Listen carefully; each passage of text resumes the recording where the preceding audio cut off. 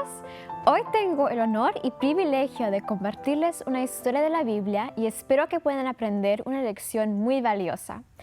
Pero primero quiero mostrarles algo especial. Como probablemente saben, cada vez que hay una competencia, la persona que termina en primer lugar recibe una cinta azul. En otras ocasiones se puede ganar una medalla de oro o tal vez un trofeo como este. Uno se puede sentir muy bien cuando es ganador, ¿no es así? Después de todo, has trabajado duro y escuchar el aplauso de otros cuando te dan el premio puede darnos satisfacción. Cuando alguien ve que tienes una cinta azul, una medalla de oro o un trofeo, sabe que has hecho algo muy especial. Juan y Santiago eran dos discípulos de Jesús que fueron también hermanos. Ellos pensaban que se merecían un reconocimiento especial en el reino de Dios. Pero ellos sabían que Jesús no repartía cintas azules, medallas de oro o trofeos, así que decidieron entre ellos cuál era el honor especial que se merecían. Junto con su mamá, fueron a hablar con Jesús. Maestro, le dijeron, deseamos hacerte un favor. Leamos el resto de la historia en Mateo 20, versículos 21 y 23. Entonces Jesús llamándolos dijo, «Sabéis que los gobernantes de las naciones se enseñorean de ellas, y los que son grandes ejercen sobre ellos potestad. Mas entre vosotros no será así, sino el que quiere hacerse grande entre vosotros será vuestro servidor, y el que quiera ser el primero entre vosotros será vuestro siervo. Como el Hijo del Hombre no vino para ser servido, sino para servir y para dar su vida en rescate por muchos». Así como ven, el reino de Dios no consiste en reconocimientos, alabanzas y lugares de honor, ni es de ganar premios para el aplauso y atención de otros. Es acerca del servicio a otros. Para darte cuenta de lo que significa, todo lo que tienes que hacer es mirar en la vida de Jesús. Él no vino a ser servido, sino a servir, y dio su vida para que tengamos vida eterna. Este es el mayor premio que cualquiera pueda tener.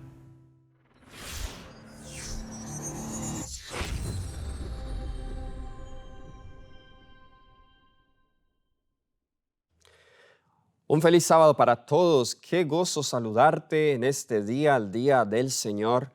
Y para mí también es una alegría que podamos estar juntos estudiando la palabra a través de este programa de Culto Divino. Donde quiera que te encuentres, quiero saludarte en el nombre de Jesucristo. Quiero asegurarte que Jesús te ama. No sé por qué situación esté pasando en este momento, no sé si estás pasando por alguna enfermedad, alguna prueba financiera, algún problema marital, o si simplemente tienes algunos problemas con tus hijos o alguna lucha espiritual con algo personal con la cual llevas mucho tiempo luchando, quiero asegurarte que Cristo te ama, Cristo está allí contigo para darte la victoria, para darte fortaleza, para darte ánimo, paz y descanso.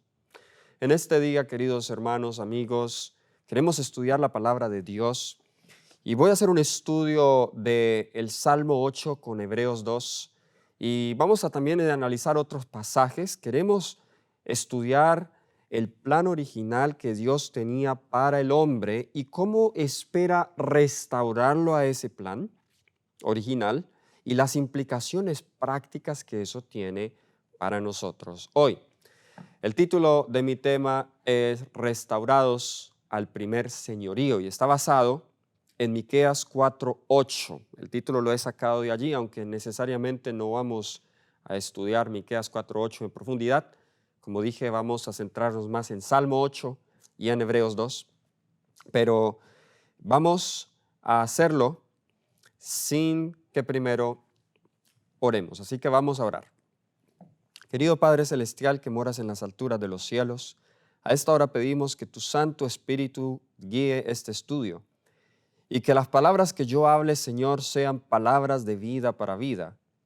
Usa mis labios, pone los pensamientos que tú deseas transmitir en mi mente para que este sermón, para que este tema pueda llegar a los corazones de tus hijos. En el nombre de Jesús, amén. Amén. Una de las cosas más trágicas con las cuales Dios tiene que luchar es con el problema del pecado. De hecho, yo no diría una de las cosas, sino lo más trágico, lo más difícil. Dios creó al ser humano para que fuese feliz. Dios te creó y a ti y a mí para que viviésemos para siempre. Cuando Dios nos creó a nosotros, en su mente no estaba la enfermedad. La muerte no era parte de sus planes. El divorcio no era parte de sus planes. Los hijos que se mataran el uno al otro, como en el caso de Caín que mató a Abel, eso no estaba en sus planes. Las enfermedades, los desastres naturales, el calentamiento global que nosotros vemos, todas esas cosas no estaban en la mente de Dios.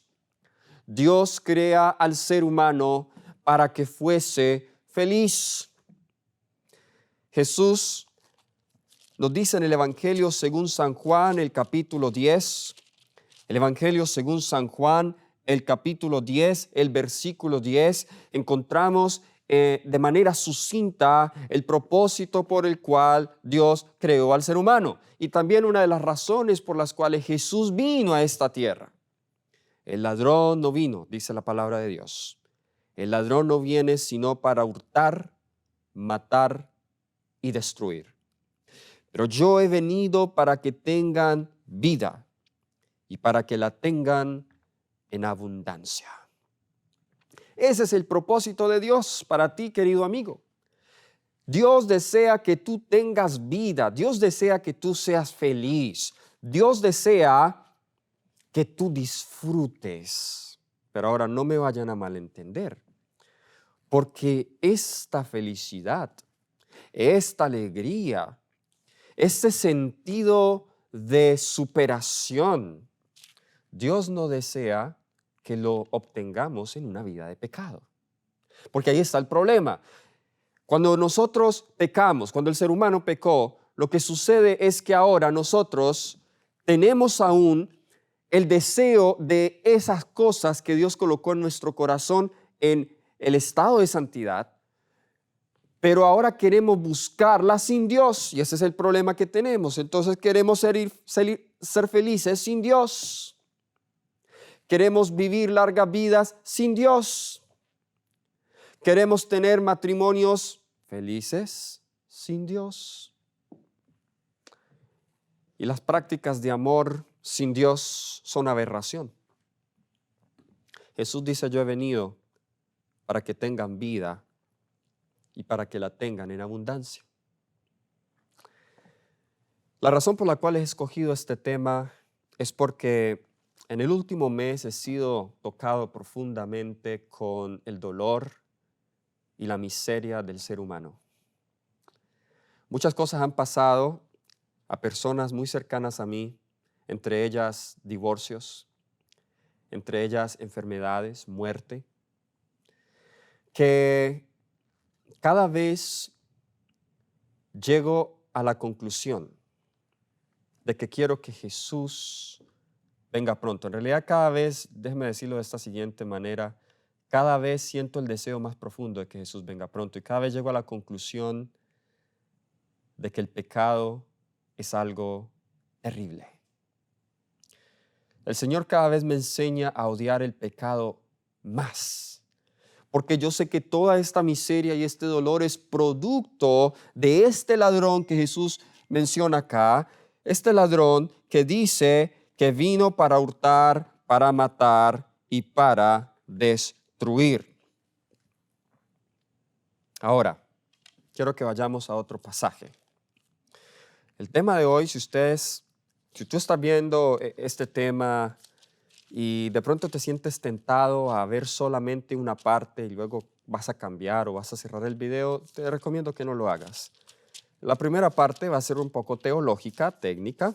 Necesito establecer las bases bíblicas, pero la segunda parte del tema va a ser práctica y voy a tocar cosas muy específicas de lo que significa ser redimidos.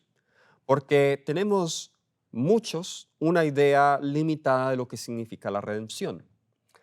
Creemos que la redención solamente significa el perdón de los pecados o no tener pecados en mi vida, Creemos que la redención se limita nada más a eso, pero la redención es un paquete completo que Dios desea cumplir en la vida de cada pecador que se arrepiente. Y vamos a mirar hoy ese paquete completo, que es el primer señorío al cual Dios desea restaurarnos. En Lucas 19, Lucas capítulo 19, versículo 10.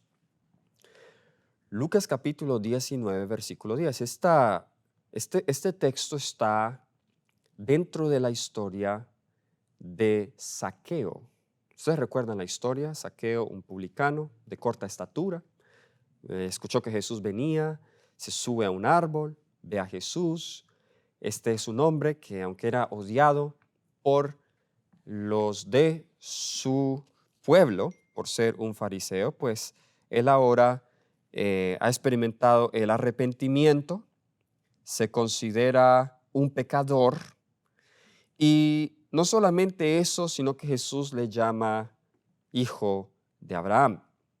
En ese contexto, Jesús es siendo criticado porque Jesús decide ir a comer con él. Jesús dice lo siguiente, versículo 10, porque el Hijo del Hombre vino a buscar y a salvar lo que se había perdido. ¿Qué vino a hacer el Hijo del Hombre? El Hijo del Hombre, de acuerdo a este texto, vino a buscar y a salvar lo que se había perdido. Texto muy conocido en cuanto a la redención. La misión de Jesús entonces fue la de restaurar lo que se perdió. Para entonces saber lo que Él quiere o cómo Él lo hace, necesitamos hacer la siguiente pregunta. Aquí dice, vino a buscar y a salvar lo que se había perdido. ¿Qué se perdió?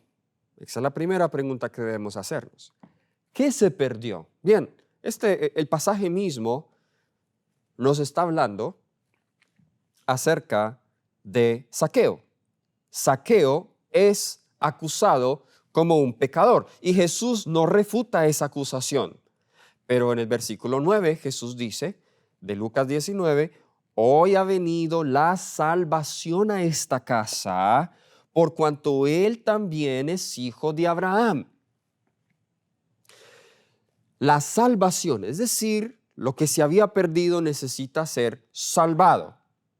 Lo que se había perdido fue el ser humano, pero también lo que se perdió fue el mundo, fue la naturaleza, pues el pecado no solamente tiene connotaciones antropológicas, sino también cosmológicas. Antropológicas significaría en relación al hombre, cosmológicas también se refiere en relación al mundo y al universo. El hombre, el ser humano, se perdió, está perdido. Vamos a mirar qué hizo el pecado en relación al ser humano. Y luego vamos primero a mirar lo que se perdió en relación al ser humano, lo antropológico, y luego miraremos lo que se perdió en relación al mundo, lo cosmológico. Vamos al libro de Romanos, el capítulo 3. El libro de Romanos, el capítulo 3, versículo 23. Romanos capítulo 3, versículo 23, la palabra de Dios nos dice, por cuanto todos pecaron, ¿cuántos pecaron? Todos pecaron, dice la palabra de Dios, y están destituidos ¿de qué? La Biblia dice que todos pecamos y estamos destituidos de la gloria de Dios. La pregunta entonces es, ¿cuál es la gloria de Dios? Porque aquí no hace acepción de personas, todos. Y en el contexto de Romanos, todos significan en el capítulo 1, los gentiles, los que no conocen a Dios. En el capítulo 2, los judíos, los que tienen conocimiento de Dios. Todos estamos bajo la misma categoría de pecadores. Todos estamos condenados a la muerte. Todos estamos destituidos de la gloria de Dios. ¿Cuál es la gloria de Dios? Bien, hay muchas formas de entender esto, pero la forma más sencilla solemos siempre citar Éxodo 33 y 34, recuerdan, no lo voy a leer, pero ustedes recuerdan la historia, si no, por favor, léanla. En Éxodo 33, creo que a partir del versículo 10 en adelante, Moisés le hace una petición a Dios, le dice, muéstrame tu gloria, y Dios le dice, bien, no me podrás ver del todo, pero voy a pasar delante de ti, proclamaré mi nombre delante de ti. Así que en respuesta a la petición de Moisés, Jehová le dice, no podrás verme, pero al menos voy a proclamar mi nombre, vas a escucharlo. Y en Éxodo 34 proclama el nombre, comenzando con el versículo 6, y dice, Jehová, Jehová, fuerte, misericordioso y piadoso, tardo para la ira, grande en misericordia y en verdad. ¿Qué estaba describiendo Jehová allí? Jehová estaba describiendo, querido amigo, estaba describiendo su carácter. Es decir, la gloria de Dios es el carácter de Dios. Por eso Isaías 43:7, vamos allí al libro de Isaías, capítulo 43, el versículo 7. Noten lo que nos dice la palabra de Dios. Todos los llamados de mi nombre, para gloria mía los he creado, los formé y los hice. ¿Para qué fuimos hechos? Para la gloria de Él. O sea, para que reflejásemos su carácter. Saben, en unos 2 meses, desde el momento en que estoy grabando este video, yo voy a ser papá. Y estoy muy contento por eso. Mi esposa y yo estamos esperando una linda bebé. Y todos los días, ¿saben qué pienso yo? ¿A quién se va a parecer? Al menos eso es lo que yo pienso. No sé qué pensabas tú cuando ibas a tener tu bebé, pero ya la sentimos. Yo toco el vientre de mi esposa, la bebé ya patea y siento los movimientos, pero no la puedo ver. Y una de las cosas que estoy anhelando es cuando ella salga, cuando nazca, verle su rostro.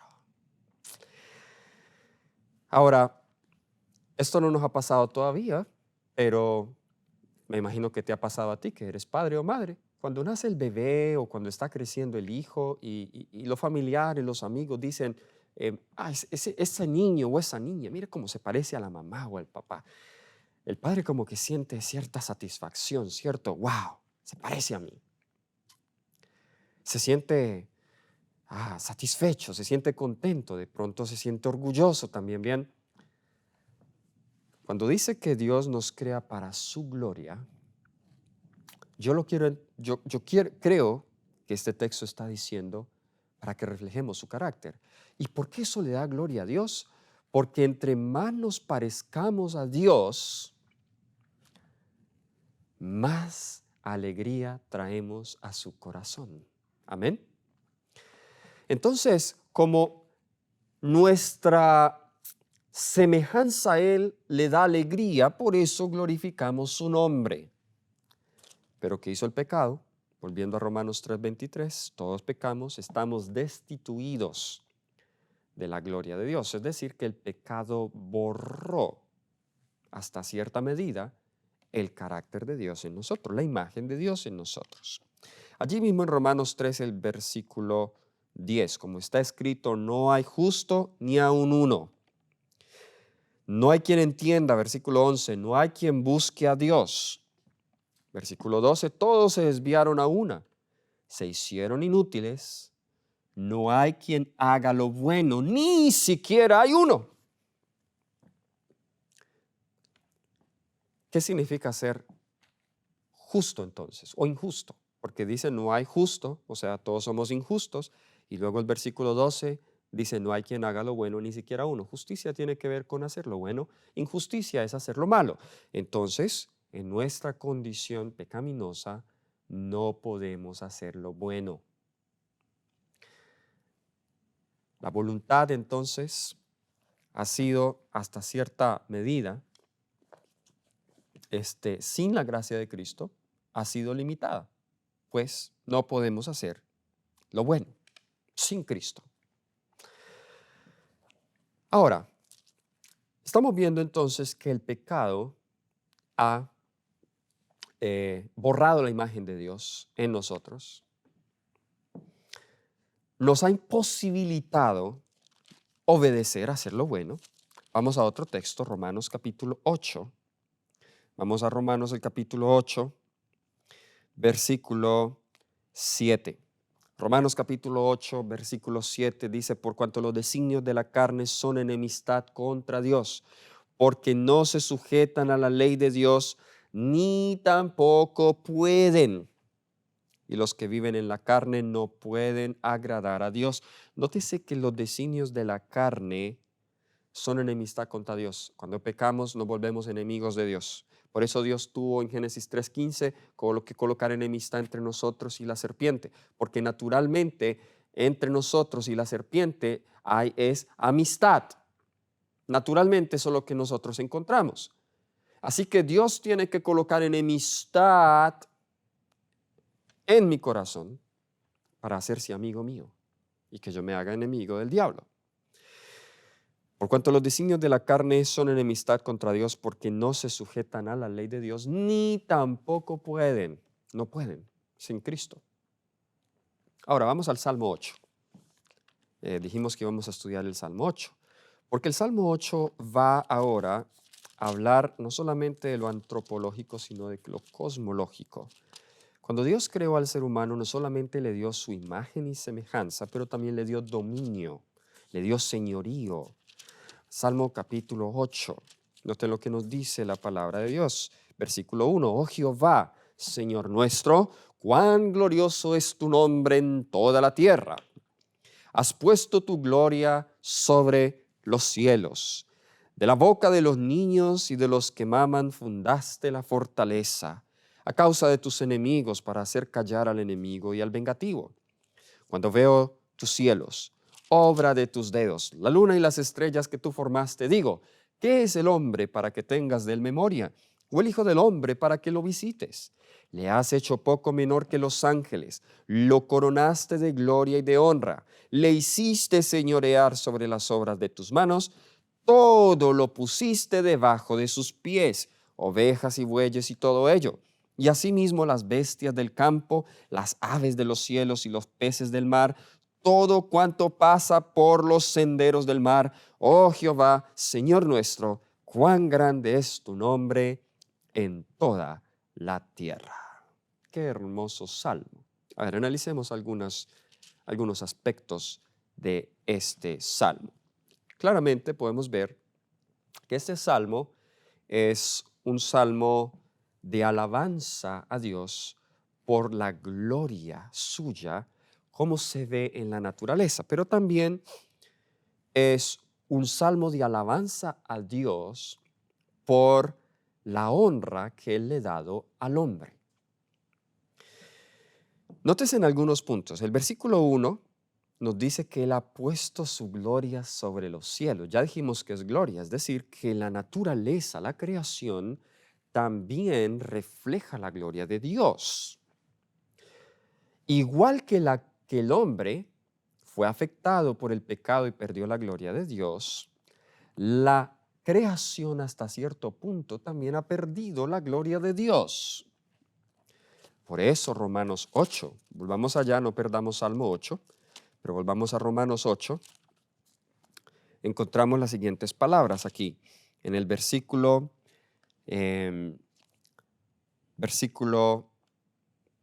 19 en adelante. Vamos a leer hasta el versículo 23. Romanos 8, comenzando con el versículo 19 hasta el versículo 23. Note lo que nos dice, porque el anhelo ardiente de la creación. ¿El anhelo de quién? De la creación. Es el aguardar la manifestación de los hijos de Dios, porque la creación fue sujeta a vanidad, no por su propia voluntad, es decir, la creación hoy sufre, no porque ella escogió sufrir, sino por causa del que la sujetó en esperanza, Adán, que pecó.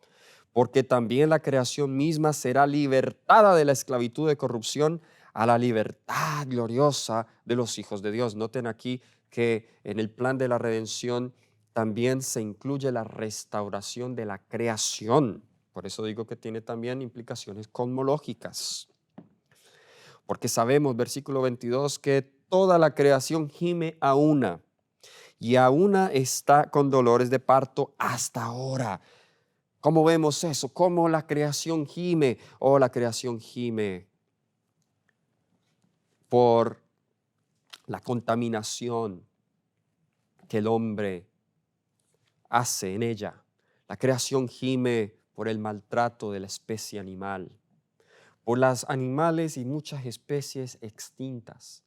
La creación gime a través de los distintos fenómenos naturales que hay, como granizos, incendios, huracanes, terremotos.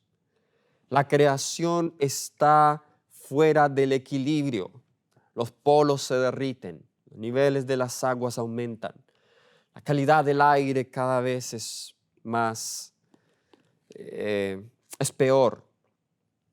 La creación gime. Enfermedades, pandemias. Cada vez los animales sufren de enfermedades muy similares a la de los seres humanos.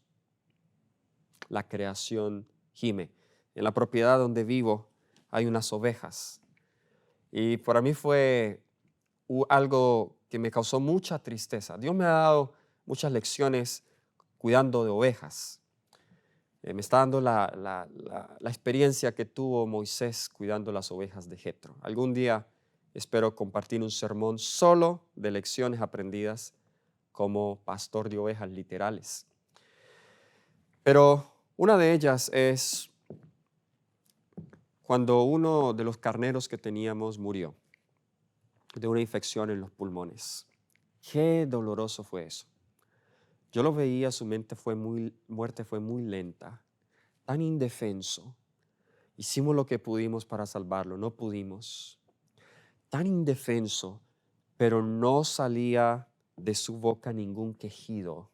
Su respiración era muy constante, muy rápida, y poco a poco la vida se le fue yendo. Y yo me ponía a pensar, ¿qué hicieron estos animales? No hicieron nada. Nosotros fuimos los que pecamos. Nosotros fuimos los que trajimos a este mundo tanta miseria.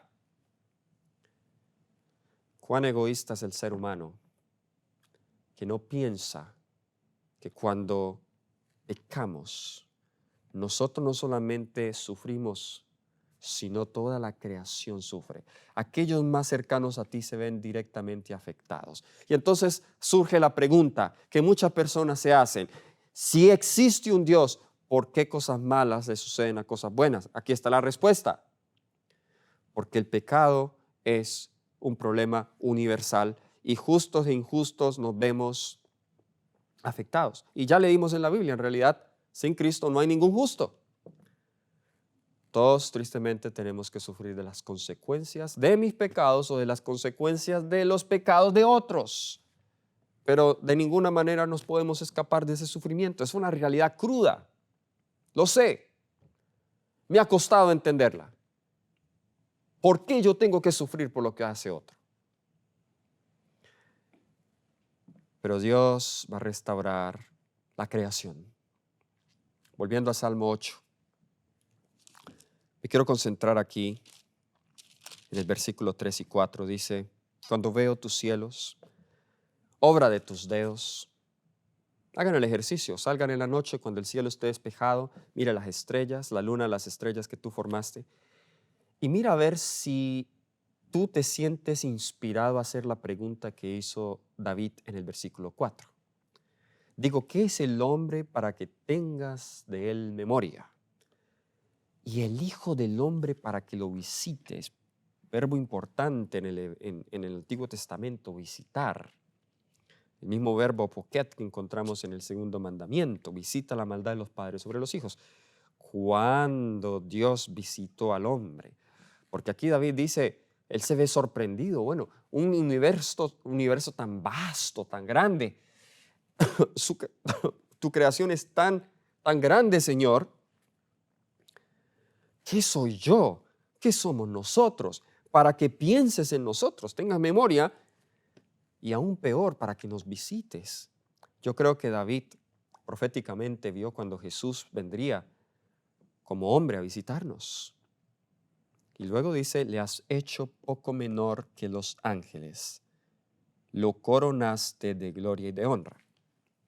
Aquí está el lugar, el primer señorío que Dios dio a Adán. ¿Cuál fue el primer señorío? Un poco menor que los ángeles. Y luego dice, lo coronaste de gloria y de honra. Es decir, ¿Adán era qué? Adán era rey. Él era un vicegerente. Él era el representante de este mundo. En el libro de Job, capítulo 1, capítulo 2, habla de ese concilio celestial donde los hijos de Dios vienen.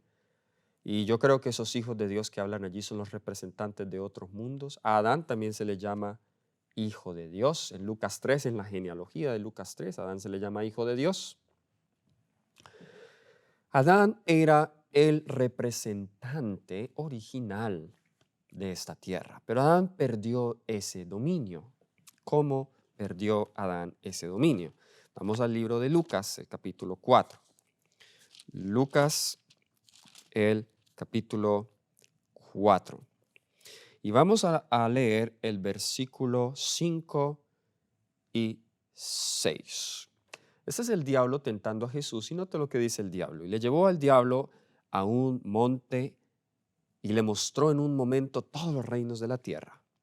Y le dijo el diablo, a ti te daré toda esta potestad y la gloria de ellos, porque a mí me ha sido entregada y a quien quiero la doy. Pregunta, ¿estaba mintiendo el diablo?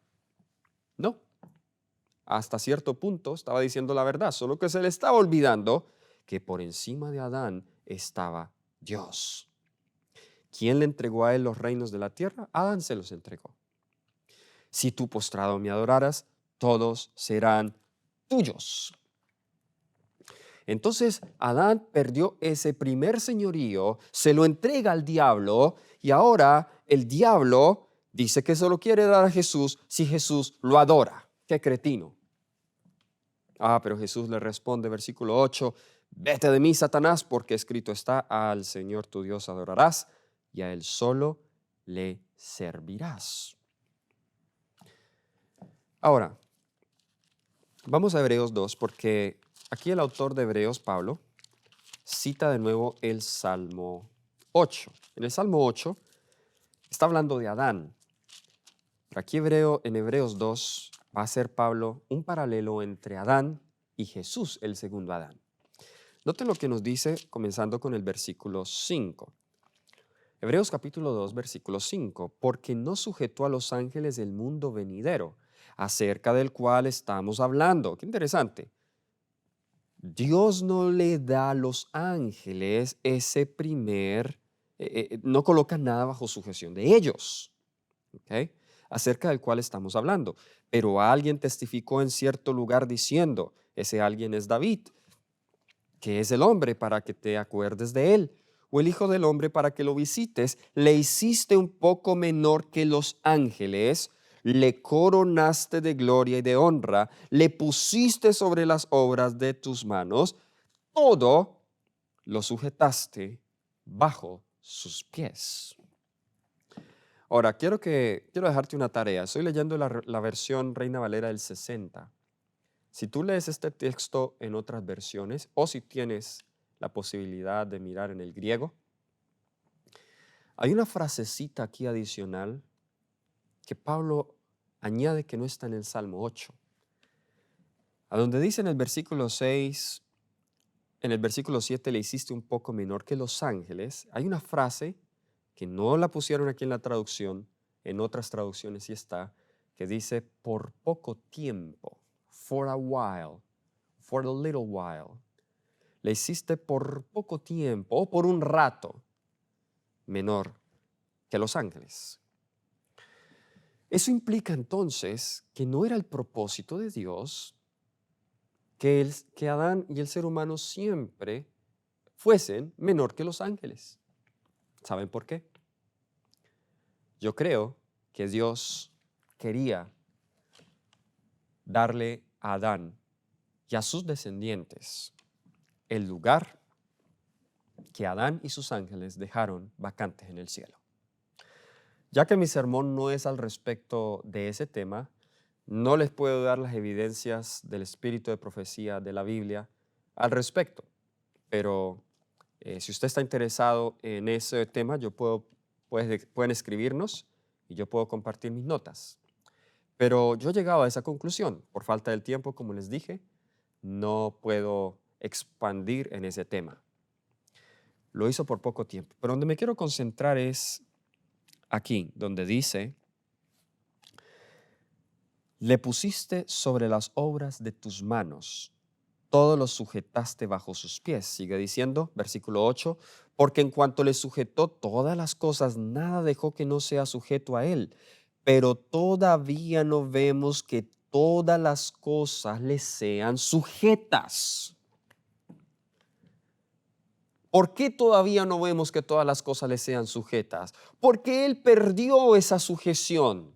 Y en el momento en que Pablo está escribiendo esto, aún esa sujeción, aún ese señorío no le ha sido restaurado. ¿Cómo Dios va a resolver este problema? Versículo 9, pero vemos a aquel, este es otro, que fue hecho un poco menor que los ángeles, de nuevo está la frase por poco tiempo, a Jesús coronado de gloria y de honra a causa del padecimiento de la muerte, para que por la gracia de Dios gustase la muerte por todos. Jesús vino, se hizo un poco menor que los ángeles, tomó la posición del ser humano y aún condescendió mucho más, y dice Filipenses 2, versículos del 5 al 9, que tomó la forma de siervo, de dulos, de esclavo, y sufrió la muerte y la muerte de cruz. Jesús sufrió la muerte más vergonzosa que un ser humano pudo haber experimentado en su tiempo, para restaurar el dominio y el señorío. Por eso, en el libro de Apocalipsis, vemos una canción que los ángeles cantan en referencia a Jesús. Vamos al libro de Apocalipsis. El libro de Apocalipsis, capítulo 5. Capítulo 5 dice, versículo 12, cuando Jesús recién asciende al cielo, después de su muerte en la cruz, noten lo que dice. Decían a gran voz, el Cordero que fue inmolado es digno de tomar el poder, las riquezas, la sabiduría, la fortaleza, la honra, la gloria, la alabanza. Todo lo creado que está en el cielo y sobre la tierra y debajo de la tierra, en el mar y todas las cosas que en ellos hay. Oí decir, al que está sentado en el trono y al Cordero sea la alabanza, la honra, la gloria y el poder por los siglos de los siglos. Amén. Noten, están celebrando que ahora Cristo merece todo ese poder, merece toda esa gloria. Cristo merece ahora toda esa alabanza. Ahora noten también Apocalipsis 12:10. Cuando el Satanás es expulsado, cuando ya no tiene más entrada al cielo, después de la muerte de Jesucristo en la cruz, dice, entonces oí una voz en el cielo que decía, ahora ha venido la salvación, el poder, el reino de nuestro Dios, la autoridad de su Cristo, porque ha sido lanzado fuera el acusador de nuestros hermanos, el que los acusaba delante de nuestro Dios día y noche. Ahora, creo que ya he dado suficientes bases bíblicas. Déjenme hacerles una pregunta. Si redención es entonces restaurar al ser humano a su estado original, lo cual incluye el perdón de los pecados, pero no se limita a ello, los que están siendo o están experimentando la redención, ¿qué significa eso entonces? Que también su dominio está siendo restaurado. Esta promesa del dominio alcanzará su clímax después de los 1000 años cuando Dios recree los cielos nuevos y la tierra nueva. Creo que eso es claro. Dios va a dar esta tierra como herencia. De hecho, Jesús lo mencionó en la bienaventuranza. Vamos a refrescar nuestra memoria en Mateo capítulo 5. Noten las promesas de Jesús en el versículo 3, Mateo capítulo 5 en el versículo 3 y luego nos saltamos al versículo 5. Bienaventurados los pobres en espíritu, porque de ellos es ¿qué? De ellos es el reino de los cielos. Pero el versículo 5 dice, bienaventurados los mansos, porque ellos recibirán la tierra por heredad. O sea, van a recuperar lo que perdieron. Parece que fuese contradictorio, el reino de los cielos, la tierra por heredad. El reino de los cielos, en referencia al milenio, la tierra por heredad después del milenio, los cielos nuevos y la tierra nueva. ¿Ok? Eso es claro, pero aún hoy, de manera espiritual, Dios desea restaurar el dominio, la imagen y la semejanza en nosotros. Ese dominio, esa imagen y semejanza que Dios desea restaurar en nosotros está íntimamente relacionada con el dominio. Déjenme leerles de dónde saqué yo el título de este tema para luego ir a las aplicaciones. Vamos a Miqueas 4:8. Miqueas el capítulo 4 y el versículo 8. Esto es lo que nos dice la palabra de Dios. Y tú, oh torre del rebaño, fortaleza de la hija de Sión, hasta ti vendrá el señorío primero, el reino de la hija de Jerusalén. Hacia ti vendrá el señorío primero. ¿Qué implica de manera práctica ese señorío? Vamos a Génesis 1. Génesis el capítulo 1, versículo 26. Génesis el capítulo 1, versículo 26 dice, entonces dijo Dios, hagamos al hombre a nuestra imagen, conforme a nuestra semejanza. ¿Y cuál es la siguiente palabra? Y señoree en los peces del mar, en las aves de los cielos, en las bestias y en toda la tierra y en todo animal que se arrastra sobre la tierra. Versículo 27. Creó Dios al hombre, a su imagen de Dios, a la imagen de Dios lo creó, varón y hembra los creó. Versículo 28. Los bendijo y les dijo, fructificad, multiplicaos, llenad la tierra, sojuzgadla y señoread en los peces del mar, en las aves de los cielos, en todas las bestias que se mueven sobre la tierra. No sé si notaron algo allí. ¿Qué precede a qué? En otras palabras, ¿qué viene primero? ¿La imagen o el señorío? ¿Qué viene primero? Mi Biblia me dice que primero viene la imagen y luego viene el señorío. Pero no las podemos separar. Si tenemos la imagen de Dios, ella se va a ver reflejada en el señorío. Ahora, el señorío o el dominio del cual la Biblia nos habla es muy distinto al señorío que nosotros pensamos. Hoy el señorío es yo soy el jefe, tú dices lo que yo hago. Tú haces lo que yo digo. Tengo los idiomas un poco confusos en mi mente. Pero eso no es el señorío bíblico. ¿Recuerdan cuando Santiago o Jacobo y Juan querían sentarse al lado derecho, al lado izquierdo en el reino de Jesús? ¿Qué les dijo Jesús? Jesús les dijo, el que quiera ser primero debe ser el siervo de todos. Señorío en el contexto bíblico significa servir y cuidar y amar. Entonces, era necesario que Dios creara al ser humano a su imagen para que él pudiese ejercer el correcto señorío. Pues si no tuviese su imagen, destruiría lo que Dios había creado. ¿Están conmigo? Muy bien. Así que la imagen de Dios, ¿qué hace con la creación? La imagen de Dios lo que hace con la creación es que la cuida. Qué interesante que la Biblia dice que Dios sujeta todo bajo sus pies, los animales, todo, pero no dice que sujeta a la mujer debajo de sus pies, aunque está implícito de otra manera, pero Eva es sacada de la costilla de Adán para que fuese su igual. ¿Ok? Pero coloca la creación debajo de sus pies. Déjeme decirles lo siguiente. Adán como el Señor en el huerto del Edén. ¿Usted cree que él mataría a los animales para comérselos? No. ¿Por qué? Porque él es la imagen de Dios. La imagen de Dios no destruye lo creado por Dios. ¿Usted cree que Adán contaminaría el jardín del Edén?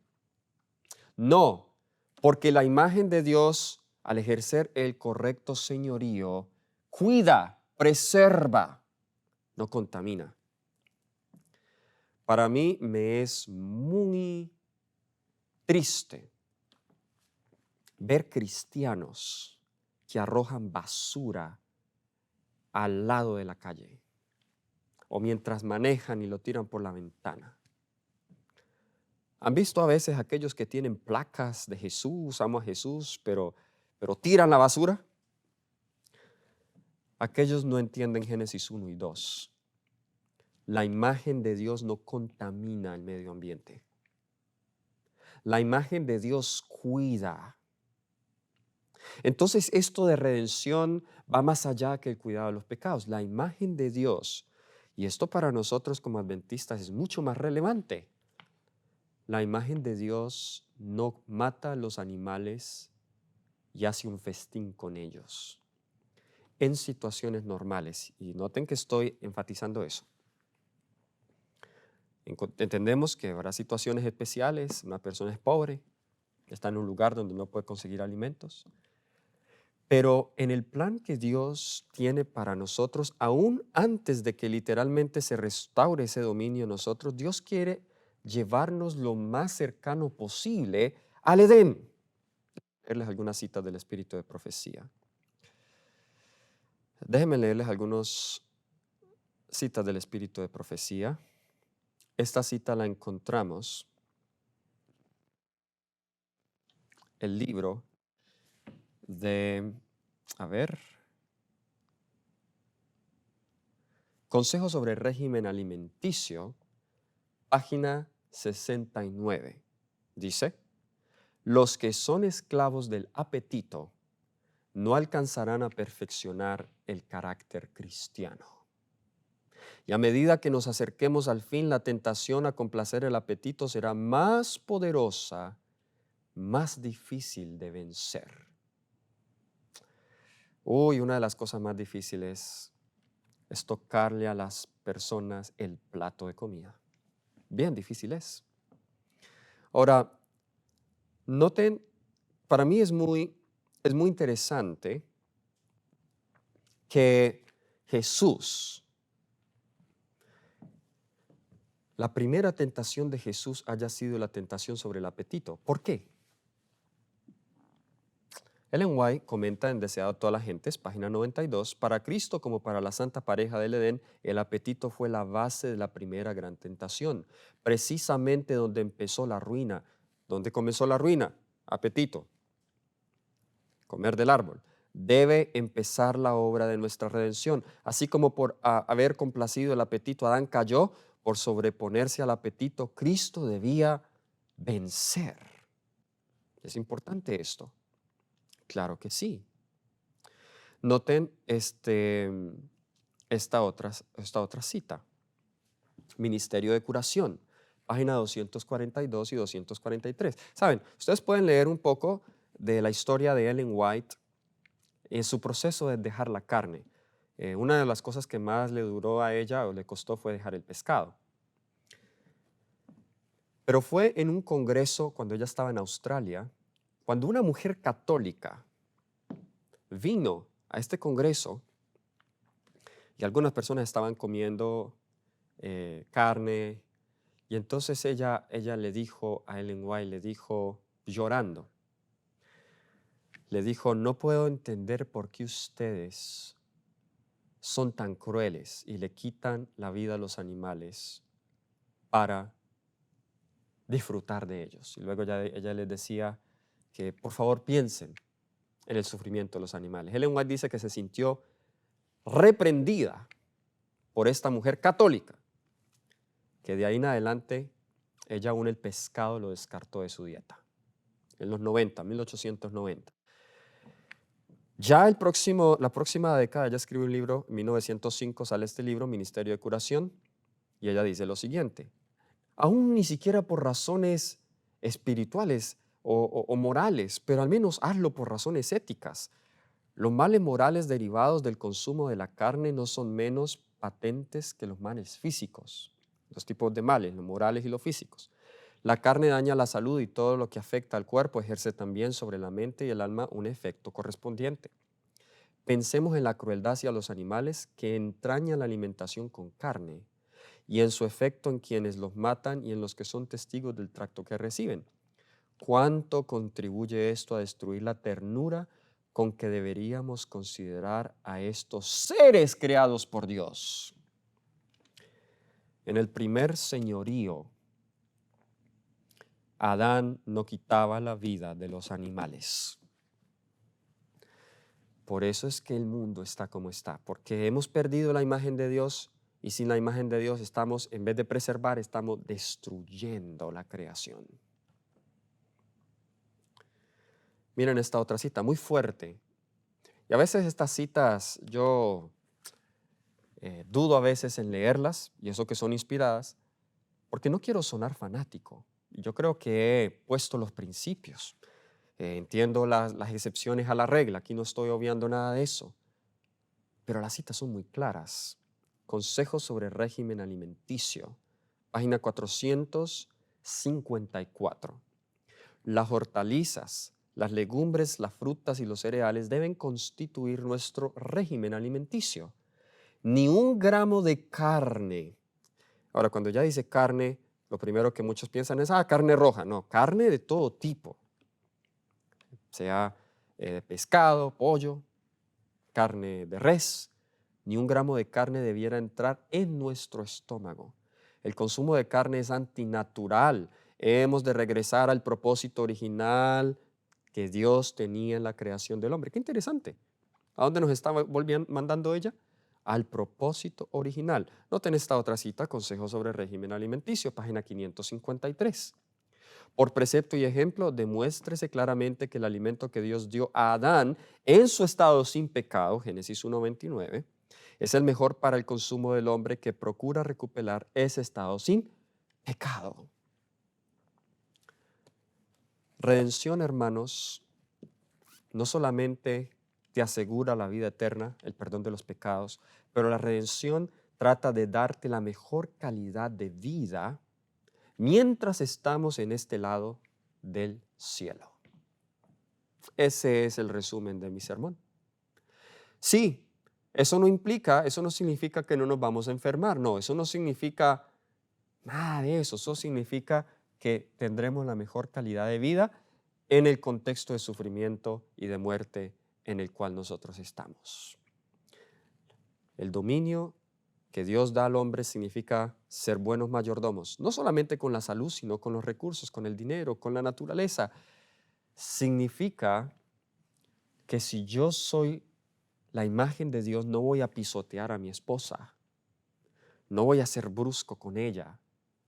Noten que todo esto tiene implicaciones en la familia, tiene implicaciones en la educación, en la alimentación. La alimentación solamente fue un ejemplo. Querido hermano, ¿quieres tú someter estas cosas que aún no has sometido a Dios para que puedas experimentar la vida y la vida en abundancia que Él quiere darte? ¿Quieres tú cooperar con el plan de Dios en la restauración de tu vida y la de tu familia, el plan original? Si ese es tu deseo, déjame orar contigo a esta hora. Querido Padre Celestial, tú que moras en las alturas de los cielos, Señor, Perdónanos porque hemos sido lentos para entender el plan que tienes para nosotros. Pido, Señor, de que puedas obrar en nuestras vidas, convéncenos, redargúyenos y muéstranos aún dónde debemos crecer y cambiar. Danos de tu gracia, pero sobre todo del amor tuyo para tomar estas decisiones. En el nombre de Jesús. Amén. Dios te bendiga.